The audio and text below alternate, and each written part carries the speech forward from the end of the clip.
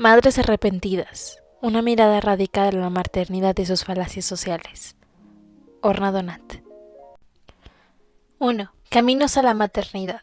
Lo que tilda la sociedad mientras las experiencias de las mujeres. Cita de Dorin. Mujer es madre.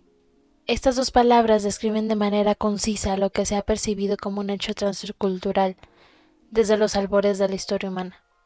Las mujeres no son solo las principales cuidadoras de sus hijos, sino también madres en sí. Esta realidad queda corroborada cada vez que miramos a nuestro alrededor y vemos efectivamente que la mayoría de las mujeres se convierten en madres. No obstante, esa mirada no nos dice nada acerca de los distintos caminos que los han llevado a la maternidad, ni tampoco de las diversas relaciones que las mujeres tienen con la idea de dar a luz y cuidar hijos, antes y después de la transición a la maternidad. Hay mujeres, por ejemplo, que emocionalmente no están interesadas en ser madres y prefieren evitar toda relación o interacción cotidiana con ellos. Otras no tienen un interés emocional en ser madres, pero sí que les atrae la compañía de los niños, y por lo tanto optan por profesiones educativas y terapéuticas en las que pueden trabajar con ellos, o pasan tiempo con sobrinos u otros pequeños de su entorno familiar. Hay mujeres emocionalmente interesadas en adoptar un menor, pero no tener hijos biológicos. Las hay que desean ser madres, pero les aterran el embarazo y el parto, los que las lleva a evitar la maternidad. Hay mujeres que no tienen más opción que ser madres ante las sanciones sociales que se imponen en sus comunidades.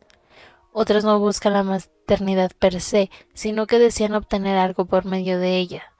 Las hay que, pese a no querer ser madres, se lo plantean porque sus parejas desean tener hijos, y hay mujeres que al mirar atrás no tienen claro motivo por el que han sido madres. Conocer los diversos caminos que ha llevado a las mujeres a la maternidad debe ser el punto de partida para estudiar el arrepentimiento. Una postura emocional que cuestiona la voluntad interior de ser madre de alguien, pero no solo eso, nos permite reconsiderar, además, la suposición generalizada según la cual la mera visibilidad de la maternidad significa una voluntad a priori, indudable de ser madres, pues es dicha suposición la que se utiliza para persuadir a las mujeres que tengan hijos. Como veremos más adelante, que la maternidad sea visible de un modo omnipresente, lo que hace es enmascarar las diversas actitudes que tienen las mujeres con respecto a su condición de madre. La vía natural o la libertad de elección. La creencia social, la cual todas y cada una de las mujeres deberían parir, se basa en parte en una estrecha correlación fundamental entre las mujeres y el cuerpo humano. Se identifica a las mujeres con la naturaleza dado su cuerpo fértil, en fase de embarazo, parto y lactancia, lo que se considera de carácter animal. En consecuencia, su cuerpo se juzga de acuerdo con la cuestión de si es apto o no para concebir, ya que la capacidad de las mujeres para dar a luz se ve como lo más esencial de su vida y la justificación de su existencia. Se las considera como madres de toda vida, inundadas por el torrente de la vida y la lucha de la humanidad por la supervivencia. Esa valoración que se tiene de las mujeres las atrapa en las redes de la naturaleza, dado el supuesto indiscutible de que el potencial reproductor de la anatomía femenina las obliga a ser madres, de que se rigen por un orden fatalista que no las deja otra opción. En otras palabras, y como han señalado varias escritoras feministas, los conceptos históricos y culturales atrapan a las mujeres en el mito de la ausencia de elección por su sexo biológico, puesto que la sociedad se vale del lenguaje de la naturaleza para inducirlas a concebir y a parir, a menudo hasta el punto de la tiranía biológica. Al mismo tiempo, existe otra creencia opuesta según la cual todas y cada una de las mujeres optan libremente por la maternidad, ya que todas ellas desean ser madres y por lo tanto toman este camino de manera activa, juiciosa y racional, partiendo de su voluntad con absoluta libertad. Deja de quejarte, tú lo has querido, ahora pechuga. Eso es lo que se suele decir a las mujeres cuando comportan sus dificultades. Mientras que la idea de que toda mujer acaba siendo madre como resultado de la naturaleza está arraigada en antiguos términos de un determinismo biológico. Pensar que se acaban teniendo hijos como resultado de la propia voluntad interior se ha formado en parte por la modernidad, el capitalismo y las políticas neoliberales, que reconocen cada vez más el derecho de las mujeres a ser dueñas de su cuerpo, sus decisiones y su destino. Dado que hoy en día más mujeres disponen de un mayor acceso a la educación y el empleo remunerado, y de una mayor capacidad para decidir si tener o no una relación sentimental y con quién, cada vez hay más mujeres que son consideradas como individuos que escriben personalmente la historia de su vida. Si la vida es lo que hagas con ella, si es un relato biográfico de realización personal, entonces las mujeres también son vistas ahora como personas que actúan de manera independiente y con derecho a numerosas opciones, entre las cuales pueden elegir con libertad como consumidores sensatos. Como se supone que eso es así, damos por sentado que la transición a la maternidad se debe estrictamente al deseo de una mujer de que su cuerpo, su ser y su vida entera adquieran una dimensión nueva que es preferible a la que tenían antes. La maternidad la conducirá a una existencia valiosa y justificada, un estado que corrobora su necesidad de vitalidad. La maternidad anunciará a todo el mundo como si a sí misma su condición de mujer en toda la extensión de la palabra. Una figura moral que no solo paga su deuda con la naturaleza al crear vida, sino que además la protege y la promueve. Le permitirá unirse a la cadena de generaciones sucesivas de su madre y sus abuelas, contarse entre las mujeres que han dado luz desde el origen de los tiempos, y de ese modo expresar físicamente su lealtad a las tradiciones que la proceden, que ahora ya puede transmitir a las generaciones futuras. Sin embargo, la maternidad no solo le ofrecería un sentido de pertenencia, sino que además le permitiría sentirse dueña de algo a través de lo cual poder reclamar un privilegio que la cultura le ha negado, dado que tendría autoridad sobre sus hijos en lugar de someterse a la autoridad del mundo. La maternidad será un vaso tangible y simbólico que la conducirá hacia la feminidad madura al abandonar su hogar paterno para formar su propia familia, reproduciendo la experiencia positiva y reparando lo dañado, permitiéndole visitar las regiones olvidadas de su infancia y correr por ellas sin control, como en un patio particular. La maternidad le brindará la oportunidad de establecer una estrecha alianza con su pareja a través de los hijos en común, y al mismo tiempo le desafiará a que logre distinguirse de ellos. Le permitirá consagrarse a algo, soportar el sufrimiento, satisfacer necesidades y mostrar una bondad altruista sin esperar recibir nada a cambio. Acabará con la soledad y le hará hallar el placer, el orgullo, la satisfacción y el amor incondicional, un lugar donde evolucionar.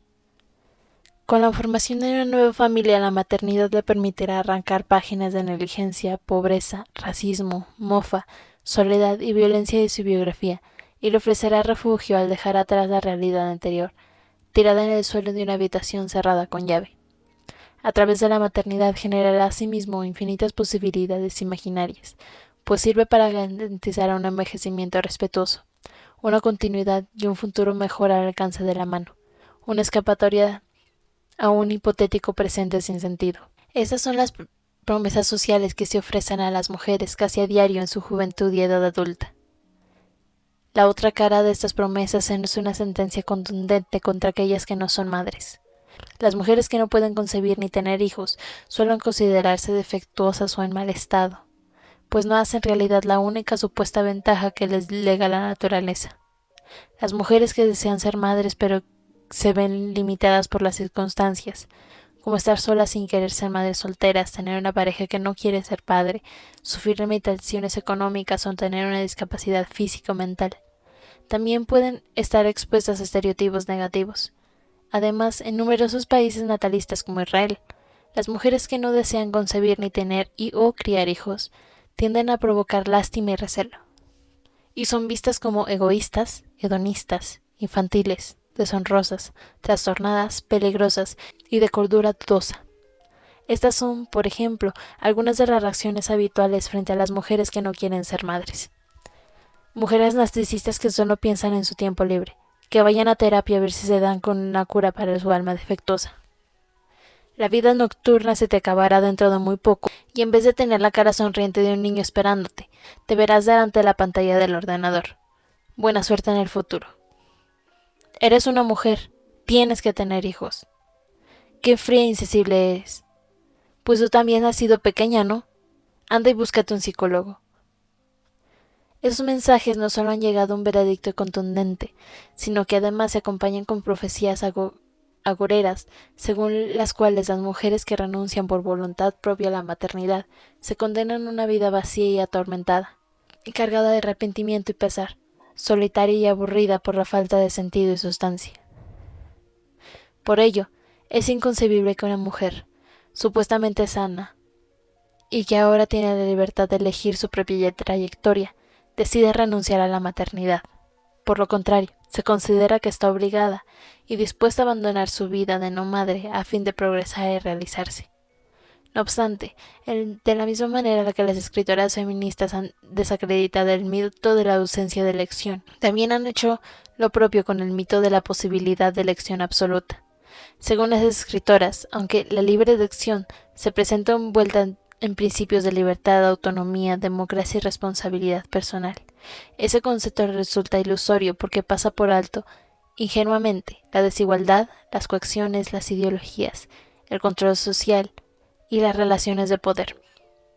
Se nos dice que debemos interpretar nuestra historia personal como un producto de una elección individual, como si fuéramos las propietarias exclusivas de los derechos de autor sobre el guión de nuestras vidas y sobre cualquier desgracia y tragedia.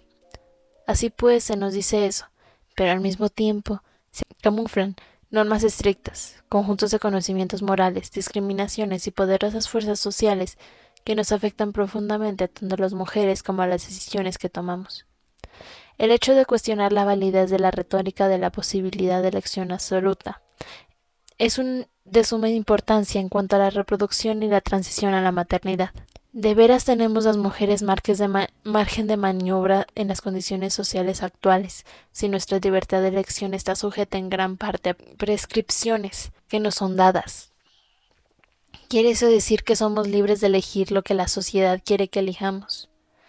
Parece que mientras tomemos una decisión acorde a la voluntad de la sociedad y las prioridades y roles que nos asignan, como ser madres y consumidoras fervientes, sexualmente liberadas y poderosas en la relación sentimental heterosexual, las mujeres ganadas estatus social como individuos libres, independientes y autónomos que tienen deseos y la capacidad de hacernos realidad sin ataduras.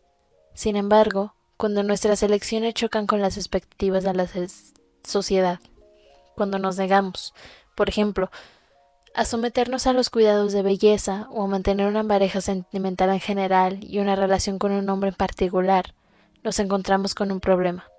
No solo se nos condena por nuestras acciones, sino que además se nos deja solas frente a las implicaciones, pues tú lo has elegido o ha sido una mala elección, cabría añadir. Por consiguiente, aunque las mujeres que puedan decir ser madres o no en comparación de lo que ocurría en el pasado, se espera que la mayoría, si no todas, opten por la elección acertada, que siempre pasa por tener hijos y siempre la cantidad indicada. Este tipo de libertad condicional se refleja muy bien en numerosos testimonios de madres, como el siguiente relato de una famosa modelo y actriz israelí. Me presionan para que tenga el tercer hijo.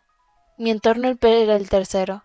Todo el mundo me dice que debo tener 3 hijos como mínimo para las cenas del Sabbat y a causa del conflicto judío-palestino en Israel, o de blogueras alemanes. Incluso en 2015 la gente espera que una mujer quiera hijos y que tenga alguno a más tardar antes de que se le acabe el tiempo. El modelo social de una mujer y madre está tan arraigado que muchas mujeres ceden a esta presión, inconscientemente, un día u otro, y tienen hijos. Decir que no quieres tener hijos es un tabú. Yo me enfrento a este tabú casi a diario, ya que estoy en una edad en la que el reloj biológico ha empezado su cuenta atrás. Desde todas partes, amigos, compañeros de trabajo, médicos de cabecera. Todo el mundo me pregunta cuándo, cómo y por qué aún no. Sin embargo, según la economista británica Susan Himmelwaite, el concepto de la libre elección no es necesariamente aplicable a todas las mujeres o todas las circunstancias en las que se toman decisiones con respecto a la fertilidad, tanto como si desean tener un número determinado de hijos, como si no están interesados en la maternidad en general. Es decir, en la realidad actual, un número desconocido de mujeres sigue teniendo hijos o dejando de tenerlos bajo numerosas coacciones sociales.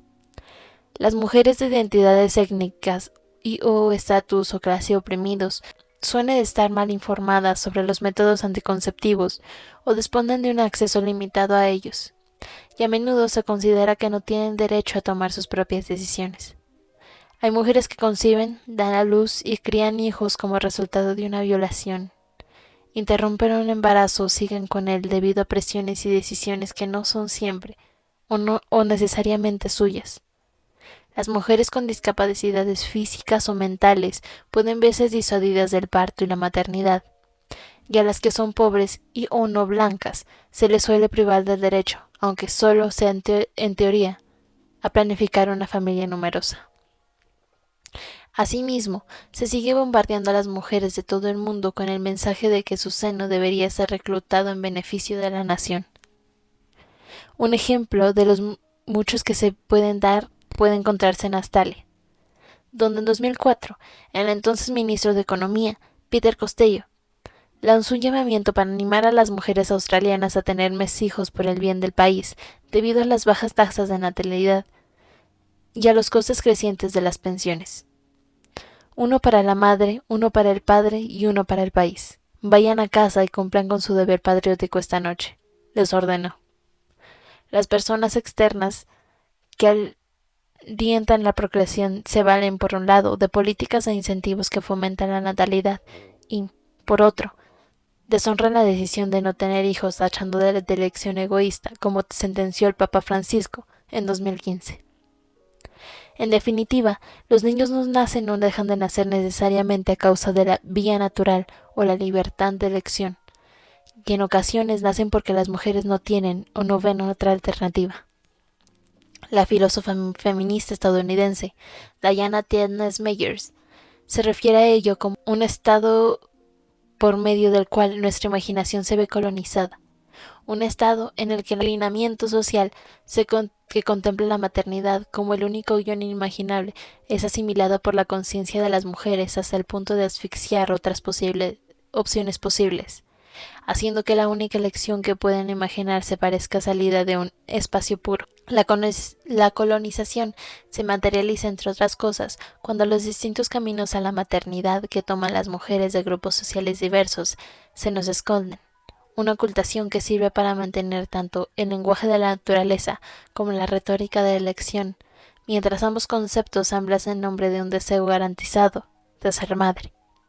Como veremos a partir del estudio, no todos los caminos comienzan con el deseo de tener un hijo, como mínimo, no uno muy obvio. Algunas madres decían que habían quedado embarazadas sin pensar mucho en ello, dejándose llevar por la corriente.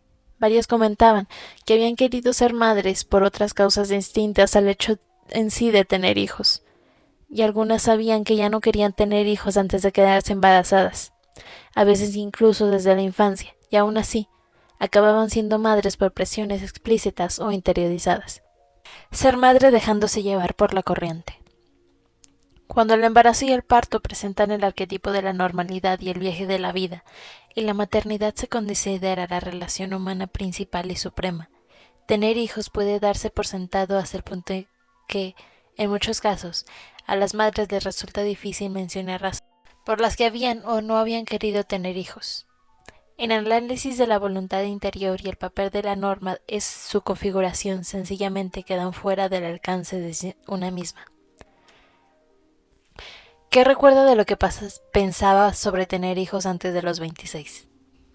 No pensé en ello ni le presté atención, ni tampoco intenté entender lo que implica traer un niño al mundo, si podría con ello, si estaba preparada, si iba o no conmigo, qué clase de madre podría ser. No pensé en nada de eso. Lo que más me sorprende hoy en día es cómo no pensé en ello. Cita de Nina.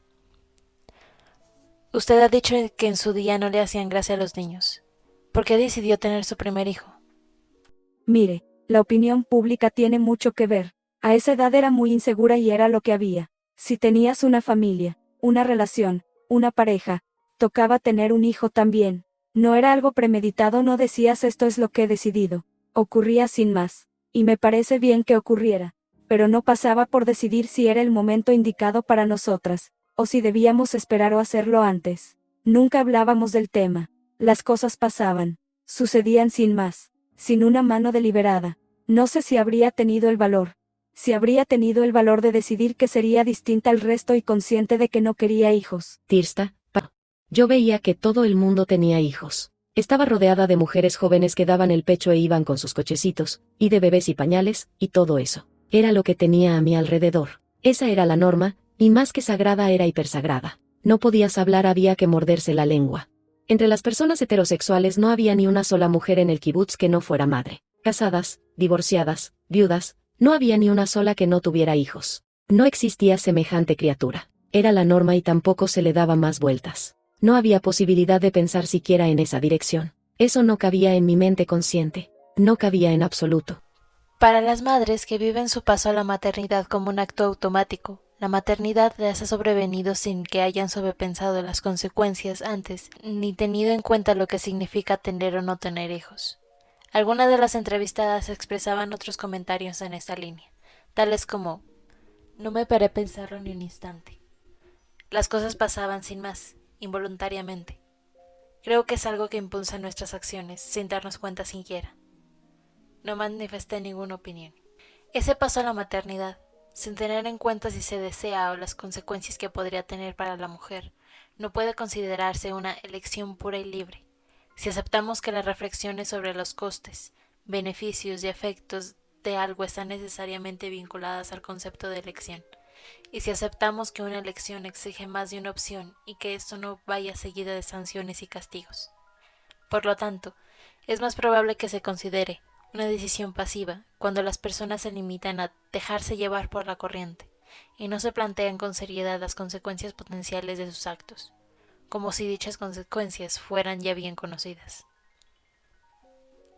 Esta toma de decisiones pasiva o transición automática de la no maternidad a la maternidad sin pensar en ello en absoluto y sin la menor discreción personal suele producirse cuando las normas se aceptan como bien dadas, sin exigir investigación o reserva alguna, cuando están en todas partes y en ninguna a la vez de un modo tan invisible y encubierto que resulta casi imposible percatarse de ellas.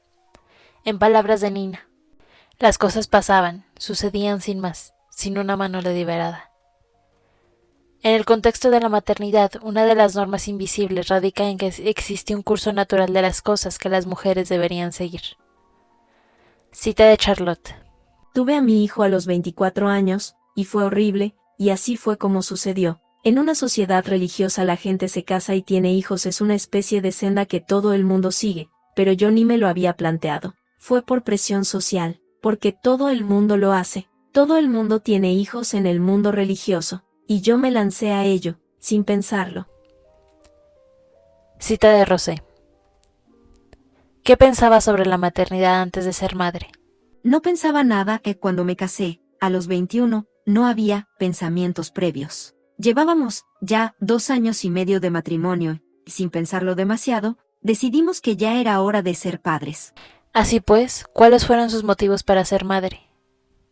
Lo hice automáticamente, sin ver que había lugar para la reflexión y la deliberación. Como he dicho antes, hacía ya 2 años y medio que estábamos casados y sentía que lo necesitaba. Mi marido no hablaba conmigo del tema ni me presionaba. Fue decisión mía. Era una niña, ingenua e inmadura. Estos testimonios señalan que no es necesariamente la maternidad lo que se percibe como natural, sino que lo es el avanzar en el curso de la vida.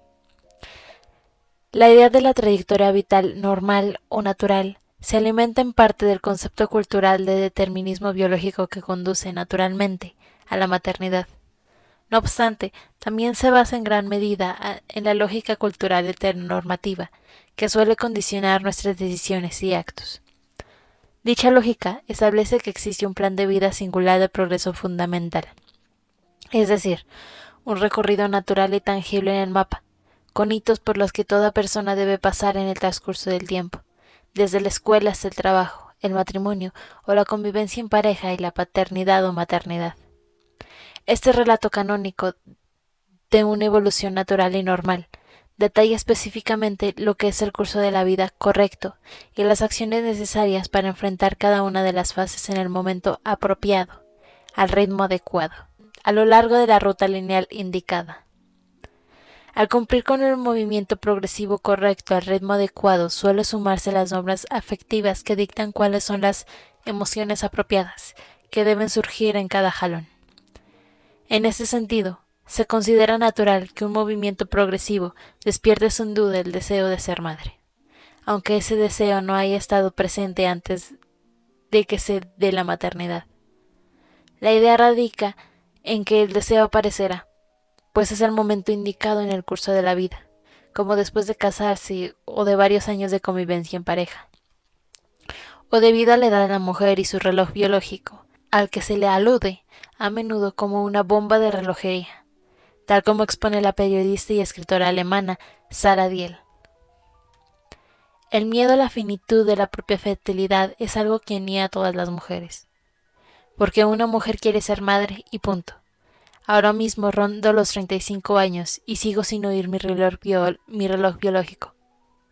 Ni mi cuerpo ni mi mente me dicen que ha llegado supuestamente la hora, pero la sociedad sí. La sociedad lo hace en todo momento y alza cada vez más la voz. Esos dictados de tiempo y las emociones se mezclan y se entrelazan en torno a las cuestiones de cuándo debería una mujer pretender ser madre y de cuántos hijos, y no en torno a las cuestiones de si ésta desea ser madre y por qué. En esta situación en la que la cuestión del sí tiende a no tenerse en consideración, las mujeres suelen relatar a posteriori que la transición a la maternidad se vio acompañada de una sensación de alejamiento, una falta del propio ser. Las posturas objetivas fueron excluidas de sí mismas en nombre de lo que Diana Tiergens identifica como la ley de la despreocupación y la indiferencia, ergo, como un resultado inevitable que se daba por sentado. En consecuencia, el dejarse llevar por la corriente, en ausencia al mismo tiempo de toda comunicación o reflexión sobre la maternidad y la crianza de los hijos, tiende a verse no solo como algo normativo, sino ideal, como si no hubiera ninguna historia que contar. Sin embargo, las madres que participan en este estudio afirman que sí hay una historia que contar, y que dicha historia les preocupa. Deseos y motivos ocultos para tener hijos. Como se ha visto más arriba, en numerosas sociedades natalistas la maternidad se estructura como una promesa. La promesa de que la maternidad supondrá con toda seguridad una vida mejor para las mujeres de las que tenían antes de ser madres. Las mujeres y las adolescentes podrían dar a luz para renacer a un nuevo mundo. Es decir, podrían dar a luz con el deseo de salvarse de unas circunstancias vitales adversas, como la pobreza, el maltrato, el racismo, la homofobia, la violación, la prostitución, la mendicidad, la cárcel, la violencia y el alcoholismo o la drogadicción. Las adolescentes podrían casarse y convertirse en madres jóvenes para alcanzar una sensación de libertad que no tenían viviendo con sus padres, y las mujeres con una discapacidad mental podrían ser madres con el fin de liberarse del vergonzoso estigma presente en sus vidas hasta entonces. Para muchas mujeres el paso a la maternidad es como cruzar un puente. Al otro lado les aguarda la aceptación de su comunidad, de la que se han sentido excluidas o de la que no pertenecieron antes de quedarse embarazadas y dar a luz. Como comentaba una madre, antes de dar a luz sentía que no podía encontrar mi lugar porque no tenía hijos. Volvía del trabajo por la tarde y en lugar de ir al parque donde estaban mis amigas, me quedaba en casa. Ahora he empezado a ir al parque muy pronto porque lo necesito, por la compañía. Ahora hay algo que ver, algo que enseñar. O como Debra se refería a ello. Creo que a la paternidad o la maternidad tiene muchas ventajas. Ser un marginal, en el ámbito que sea, es duro, tanto si es por propia decisión como si no. El hecho de tener hijos, aunque en aspecto sea un inconformista o no sigas la tendencia dominante, te integras un modo u otro y te hace la vida más fácil. Preguntas como ¿cuándo vas a tener hijos? Se ciernen sobre ti en la sociedad. Así que este es un frente de batalla en el que ya no tienes que luchar cuando eres madre, pues has cumplido con tu deber. No importa que no lo hayas hecho en otras facetas, en esta lo has logrado. Para otras mujeres el paso a la maternidad puede ser fruto de un deseo de aplacar un sentimiento de soledad o aburrimiento en el presente, o de evitarlo en el futuro, y de dar un sentido más importante a su existencia. En palabras de la escritora francesa Corinne Mayer, tuve a mis hijos por un único y triste motivo. Tenía miedo de estar sola. Todas estas razones son muy comprensibles en general, pero sobre todo en una sociedad que limita tanto las opciones figuradas como las concretas de las mujeres. Al mismo tiempo, todas ellas indican que la transición a la maternidad no es necesariamente el resultado de un deseo que se sustenta por sí mismo, el de cuidar a unos hijos, sino que más bien podría derivarse del deseo de la mujer de mejorar su situación a través de la maternidad, dado que tener hijos se concibe como la única manera posible de satisfacer ese deseo. Sofía, por ejemplo, la consideraba una vía de escape de la violencia y el maltrato sufridos en su familia de origen y una oportunidad de transformación personal para convertirse en una mujer adulta, capaz de crear una historia familiar alternativa. Antes de los tratamientos de fertilidad, se recuerda a sí misma como una persona que quería tener hijos. Muchísimo. Tuve una infancia difícil. Venía de una familia en la que se daba la violencia física y el abandono. He estado en tratamiento psicológico. De niña siempre pensaba que no tendría hijos propios, por lo mucho que había sufrido. Y poco a poco, en el instituto y luego durante el servicio militar, fui trabajando con niños. De hecho, durante todo ese tiempo lo que buscaba en cierto modo era arreglar mi infancia. Me traía a ese ámbito y tenía claro que sería madre, y que sería una madre excelente. Era algo que deseaba con Nico. Pues ya en el instinto me decanté por la vida. Eso significaba para mí mis propios hijos. No había nada que plantearse en ese sentido. Nunca tuve la menor duda al respecto. En aquel momento en que quería tener hijos, ¿qué simbolizaban para usted? Para mí significaba todo. Algo que me daría sentido. Algo que me serviría de terapia, de correctivo. Que permitiría darles todo lo que yo no había tenido. Que me permitiría vivir la infancia que nunca había vivido. Menuda patraña. A diferencia de Sofía, Yasmín no buscaba una forma de corregir su pasado. En realidad, lo que buscaba era el modo de arreglar su presente, y la maternidad parecía ser la respuesta a sus plegarias. Las palabras de Yasmín señalaban la existencia de dichas normas sociales, las cuales dictan que la transición progresiva de un hito al siguiente exige el momento oportuno, determinado por la edad de la mujer.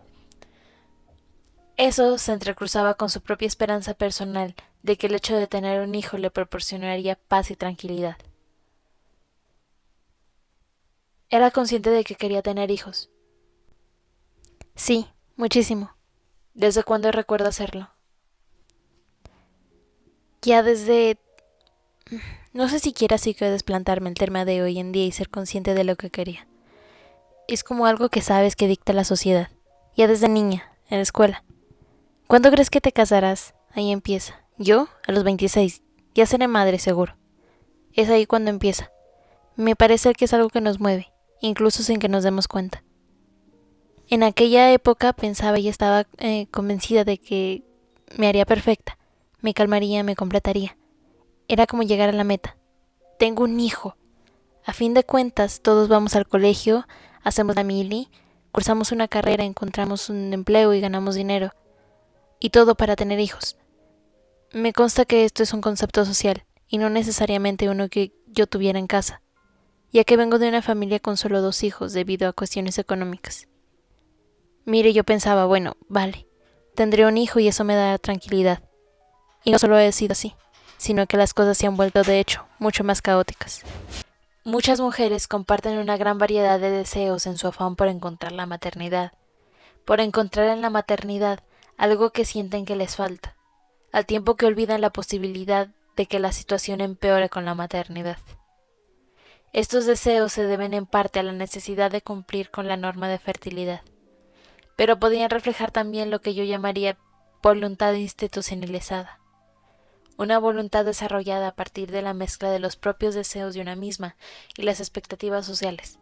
Por su consiguiente, dicha voluntad institucionalizada podría ser un sentimiento concreto, a nivel tanto físico como mental, de un verdadero deseo de ser madre, pero no pocas veces se despierta a través de la internalización de las mujeres de las mismas imágenes que la sociedad asigna exclusivamente a la maternidad. Dichas imágenes cierran puertas a las mujeres que podrían haber estado abiertas y obstruyen cualquier otra alternativa que discuta, cuestione o rebata la idea que la maternidad es la única vía de acceso para cambiar las cosas, tanto en el pasado como en el presente. Ser madres con consentimiento y sin voluntad. En un entorno social natalista podría resultar difícil para una mujer percibir primero y reconocer luego ante sí misma que no quiere ser madre. Uno de los principales motivos que explica esta dificultad es la exigencia de rechazar aquellas partes de uno mismo que no encajan con las normas y los sistemas comunes. No obstante, aunque las mujeres se den cuenta de que no quieren ser madres, puede que se enfrenten a diversas dificultades para exteriorizarlo, ya que la posibilidad de no tener hijos no se extiende por igual entre las sociedades y los distintos grupos sociales. Si bien el hecho en sí de no querer ser madre no caracteriza necesariamente un grupo social determinado. Por ejemplo, a las mujeres blancas de clase media cultas y laicas, es posible que dichas mujeres sean las que tienen las condiciones sociales para mostrar su actitud, mientras que aquellas que viven en unas circunstancias en las que se entrecruzan varias formas de marginación y opresión, podrían tener un margen de maniobra limitado para hacer lo propio sin ser castigadas con severidad una vez más. En otras palabras, aunque la intuición de no querer ser madre podría darse en mujeres de todos los grupos sociales, la capacidad de manifestarlo y de vivir de acuerdo con ella podría estar a favor de las mujeres que pertenecen a los grupos dominantes. Sin embargo, una vez que las mujeres pueden expresar y de hecho expresan su voluntad de no ser la madre de nadie, no es raro que la mayoría de ellas se sientan obligadas a ceder a sus deseos iniciales. Liz, yo tenía claro, desde muy joven, que nunca tendría hijos, en serio, lo tenía clarísimo. Mi decisión de ser madre fue totalmente racional. Mi útero nunca pidió a gritos la maternidad. Yo me sentía completa sin necesidad de dar a luz. No me parecía que mi papel fuera el traer hijos a este mundo. Fue una decisión racional, pues pese a que, aunque era feliz y todo iba muy bien, tal vez hubiera una gran parte de mi vida que debía experimentar. Así que me lancé una especie de aventura. La gente dice, cuando es tu propio hijo es distinto. Y no es cierto, para mí no. Debo decirle que ya lo había sido antes. Digámoslo así, siempre he sabido por qué no quería tener hijos, y eso no ha cambiado. Odelia. Nunca he querido tener hijos. Me acuerdo a mí misma ya desde muy pequeña, quizá incluso con 6 o 7 años, no sé, que mientras los demás pasaban el tiempo con sus hijos, para mí era una pesadilla, un horror. No me gusta, no va conmigo. Ya desde la infancia me daba miedo pensar en lo que pasaría cuando tuviera hijos. En ningún momento se me pasó por la cabeza la opción de no tener hijos. Liz y Odelia explicaban, cada una a su manera, que sentían el deseo de no ser madres desde que eran niñas. El hecho de que ambas sean madres hoy en día indica que algo las desvió de su deseo inicial hacia la no maternidad, de lo que sentía que era la idea predeterminada. Sus palabras señalan lo que podría ocurrir cuando un deseo subjetivo de no ser madre entra en conflicto con los dictados sociales según los cuales opta por no ser madre de nadie. Es una pérdida catastrófica que perseguiría a una mujer el resto de su vida, o bien una vía al margen del repertorio de opciones legítimas que pueden contemplarse. Es un choque con la sociedad que considera el deseo precoz hacia la no maternidad como la desviación propiamente dicha, y no como algo que se consolidará con el tiempo. Tras producirse esta colisión, es posible que el deseo hacia la no maternidad comience a debilitarse y desdibujarse en su lucha para enfrentarse a las expectativas sociales. Sin embargo, la postura emocional del arrepentimiento puede dar a entender que ese deseo anterior hacia la no maternidad no tiene por qué haberse borrado. En ese sentido, como veremos, el arrepentimiento marca la continuación de las interpretaciones de las mujeres sobre sí mismas. Mientras que algunas mujeres se alejan de su deseo inicial supuestamente sin intervención ninguna de su entorno, otras acaban siendo madres en contra de su voluntad, por la intervención directa de sus cónyuges. Dos personas que comparten su vida en una relación sentimental pueden tener sin duda discrepancias sobre su futuro en común y el sueño de ser padres. En ocasiones las diferencias de opiniones pueden llevar a la decisión mutua de separarse. No obstante, a veces se procrea con el fin de asegurar la continuidad de la relación, y a veces el hogar se convierte en un cuadrilátero de licitación, chantaje, amenaza y coacción al tiempo que los hijos no nacidos se utilizan como demostraciones de poder. A pesar de la tendencia oficial a fingir que las relaciones entre hombres y mujeres son iguales y simétricas, este supuesto equilibrio no se refleja necesariamente en la realidad. Esto significa que en el seno de una pareja suelen formarse distintas estructuras de poder, manifiestas, latentes o invisibles, que atestiguan la desigualdad de género en torno a las deliberaciones importantes. Tanto Doreen como Edith estaban sometidas a una fuerza manifiesta, expresada en conflictos e intentos de alterar su deseo de renunciar a la maternidad. Debra, en cambio, se había sometido a una fuerza latente, que no se expresaba en una situación de conflicto, sino en la prioridad que recibían las necesidades y los deseos de su pareja, pues ella capituló en una negociación que de hecho nunca llegó a darse por no poner en riesgo la relación. Doreen, desde el día en que nos casamos mi marido no paraba de presionarme a más no poder, hasta el punto de decirme, vale, si no vamos a intentar quedarnos embarazados nos divorciamos. Y yo dije, está bien, hagámoslo, no quiero divorciarme. Pero desde el principio sentí que era un error. Nunca había tenido ese ideal mítico de ser madre, y de que eso de la feminidad, no, en absoluto. Edith, lo eché todo a perder y tuvo hijos.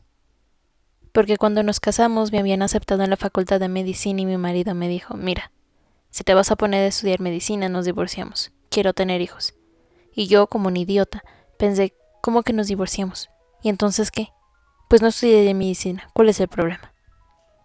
Me sentí atrapada en el matrimonio, bajo sus órdenes, en el que mi opinión no contaba.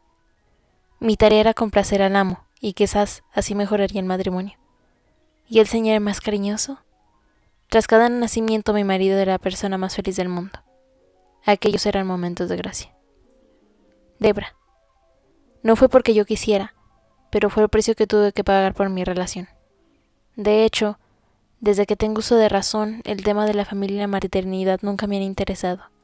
Los veía como algo totalmente ajeno a mí, algo que no forma parte de mi mundo ni de mis aspiraciones, algo que está muy alejado de mi mundo.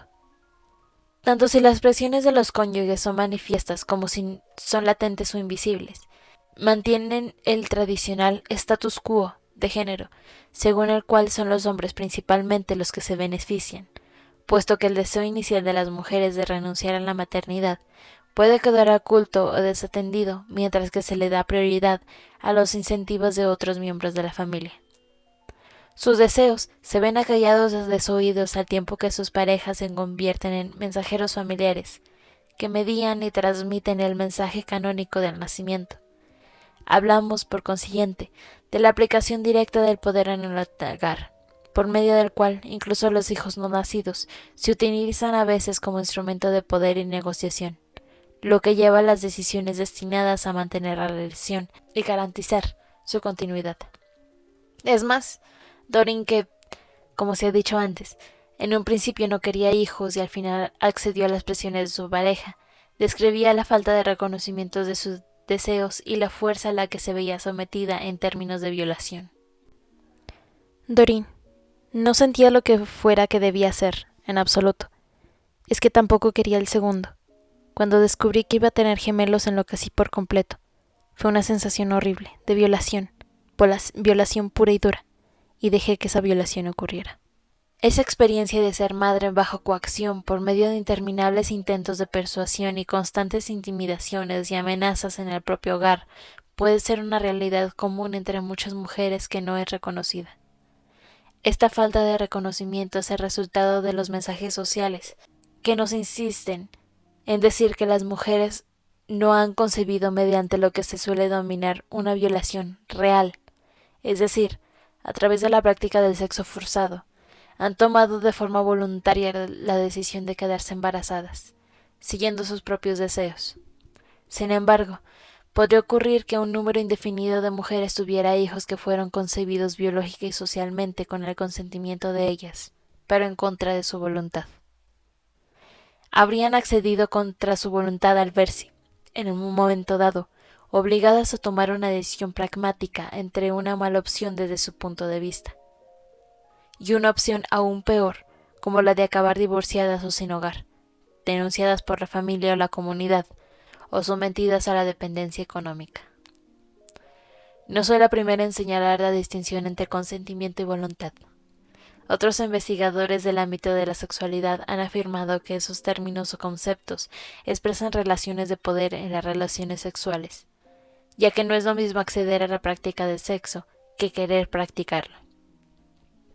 En vista del cruce que ha originado Doreen entre el trauma sexual y lo que podría llamarse violencia reproductora, sugiero prestar mucha atención a la distinción entre consentimiento y voluntad, pues podría permitir comprender con más precisión la realidad de la vida de las mujeres cuando consiste en hacer algo que puede alcanzarse a través de la maternidad, aunque no quieran ser madres per se. En resumen, los múltiples caminos que llevan a las mujeres a ser madres nos muestran que no siempre tienen claro si la maternidad es algo que habían buscado, algo que sucedió sin más o algo que les fue impuesto. La capacidad de las mujeres para verse como las han escrito la historia de su vida de su propio puño, como se promete en una sociedad capitalista neoliberal, resulta a veces vaga, de tal manera que desdibuja la simple distinción entre la elección y la no elección sin tener en cuenta experiencias más objetivas y turbulentas, relacionadas a menudo con la incertidumbre, las vacilaciones, la confusión, las contradicciones, los sentimientos contradictorios, la suerte y el azar. Por lo tanto, referirse al paso de la maternidad como una consecuencia exclusiva del propio deseo de las mujeres de ser madres puede originar y mantener falsas impresiones. Son las que, en un círculo vicioso, se utilizan una y otra vez para convencer a las mujeres de que tengan hijos.